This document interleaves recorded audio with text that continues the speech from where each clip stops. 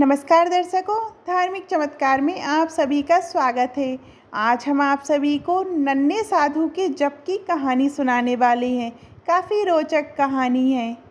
एक बार एक गांव में सूखा पड़ गया।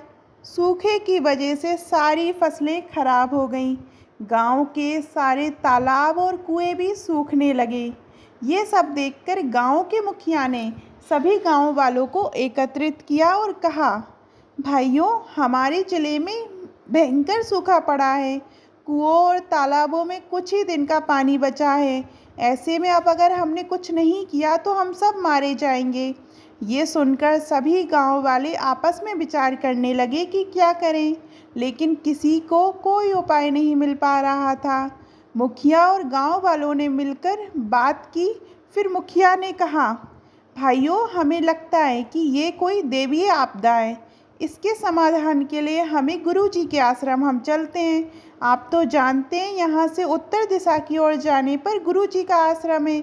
वहाँ जाकर उनसे ही कुछ समाधान पूछते हैं। अगले दिन गांव के सभी लोग गुरुजी के आश्रम पहुँच जाते हैं। वहाँ जाकर देखते हैं तो एक छोटी सी झील के किनारे बहुत बहुत से साधु तपस्या कर रहे हैं। पास ही कुछ साधु हवन कर रहे हैं। चारों ओर हरियाली हरियाली है। गांव के मुखिया ने एक साधु से कहा, साधु बाबा, गुरुजी कहाँ मिलेंगे? तो साधु बोलता है, क्या काम है आपको? मुखिया ने अपने गांव की सारी परेशानी बता दी। ये सुनकर साधु ने कहा, आप लोग विश्राम करें, गुरुजी अभी ध्यान मुद्रा में हैं। कुछ देर बाद उन्हें आपके आने की सूचना दूंगा। मुखिया और गांव वाले वहीं हरी हरी घास पर बैठ गए। ऊपर पेड़ों की छाया थी, नीचे हरी घास। चारों ओर खुशी का माहौल देखकर सब अपना दुख भूल गए। कुछ देर बाद साधु ने आकर बताया कि गुरुदेव आपको बुला रहे हैं। मुखिया और कुछ लोग गुरुजी की कुटिया में पहुंच गए। उन्हें दंडवत गुरुजी को प्रणाम किया। गुरुजी बोलते हैं, बताइए क्या कष्ट है? आप सब यहाँ किस लिए पधारे हैं? मुखिया ने सारी बात बताई।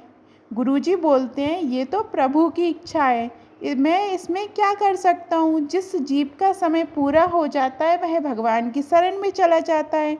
जाओ, श्री हरि का नाम जपो, वही तुम्हारे कष्ट का निवारण करेंगे। मुखिया बोलते हैं, गुरुजी, हम सूखे की मार झेल रहे हैं। फसलें हमारी नष्ट हो चुकी हैं। हमारा परिवार भूख से मर रहा है। आप भगवान का नाम जपने की बात कर रहे हैं। ऐसे में भगवान का नाम कैसे जप सकते हैं? ये सुनकर गुरुजी हंसने लगे। गुरुजी बोलते हैं, अच्छा तो ठीक है, मैं तुम्हें अपने आश्रम के सबसे छोटे साधु, जिसकी उम्र 5 वर्ष है, उसे तुम्हारे साथ भेज देता हूँ। वह तुम सबकी ओर से नाम जप करेगा, जिससे बारिश हो जाएगी। लेकिन मेरी एक शर्त है, उस बालक को कोई कष्ट नहीं होना चाहिए। वह वहाँ केवल 8 दिन रहेगा।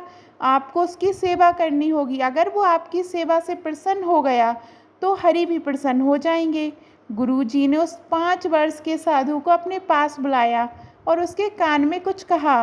वह बालक साधु को हंसते हंसते गांव वालों के साथ चला गया।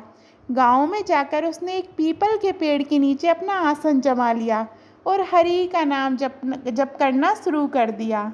सभी गांव वाले उसके लिए तरह तरह के फल, मिठाइयाँ, दूध, दही लेकर उसके पास पहुंचने लगे। कोई उसे अपने घर से दरी चादर लेकर पहुंचता है, लेकिन वह छोटा साधु केवल हरि का नाम जप करता रहता है। गांव वाले उससे बहुत अनुनय विनय करते हैं, लेकिन वह किसी की नहीं सुनता। एक दिन बीत जाता है। अब मुखिया और गांव वालों को चिंता होने लगती है, क्योंकि उन्होंने उस बालक का ध्यान रखने के लिए कहा था और ये बालक ना तो कुछ खा रहा है ना पी रहा था। गांव में बातें बनने लगी। हर घर में यही बात होने लगी। औरतें आपस में बात करती, अरे वो छोटा सा बालक तो केवल हरी हरी जपता रहता है, समझ नहीं आता क्या करें। इधर गांव के मुखिया और गांव वाले बार बार उसके पास जाते और बोलते, महाराज, हरी हरी बाद में जप लेना, पहले कुछ खा लो। पूरा गांव यही बातें बना रहा था। इसी तरह 7 दिन बीत जाते हैं। सभी गांव वाले बालक के समीप बैठकर रोने लगते हैं और प्रार्थना करने लगते हैं, महाराज, हमें बारिश नहीं चाहिए, लेकिन आपको कुछ हो गया तो हम गुरुजी को क्या मुंह दिखाएंगे, इसलिए हरी हरी छोड़कर कुछ खा लीजिए। पूरा गांव बैठकर यही प्रार्थना करने लगता है, हे प्रभु श्री हरि, इस बालक को बस पूरा करवा दीजिए। पूरी रात बैठने के बाद सुबह काले काले बादल उमड़ आए और कुछ ही देर में झमाझम बारिश होने लगी। लेकिन गांव वाले बारिश भूलकर वह बालक भीग ना जाए इसलिए वे बांस खड़े करके छप्पड़ बनाने में लग गए।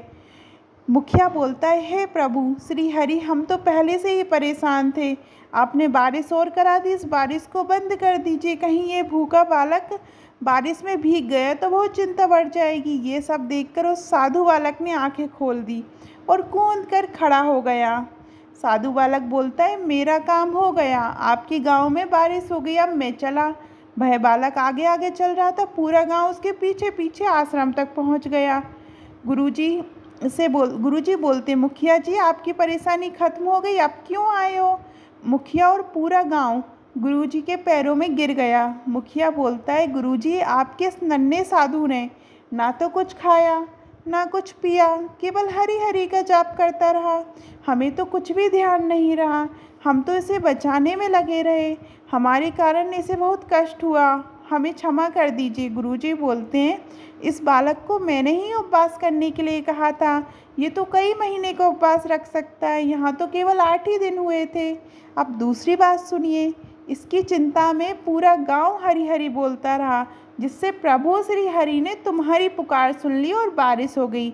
चाहे तुम इसे बचाने के लिए ही सही, लेकिन खुद भूखे प्यासे रहकर इसकी चिंता में मुंह से हरि हरि बोलते रहे, इससे तुम्हारे सारे पाप नष्ट हो गए, अब जाकर अपना जीवन सुख से जियो।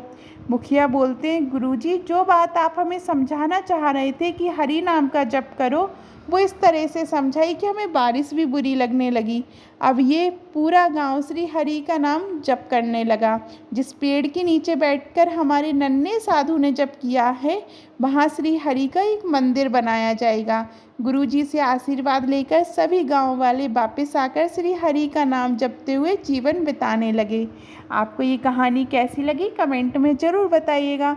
और अभी तक आपने हमारे चैनल धार्मिक चमत्कार को सब्सक्राइब नहीं किया तो सब्सक्राइब करिएगा। धन्यवाद।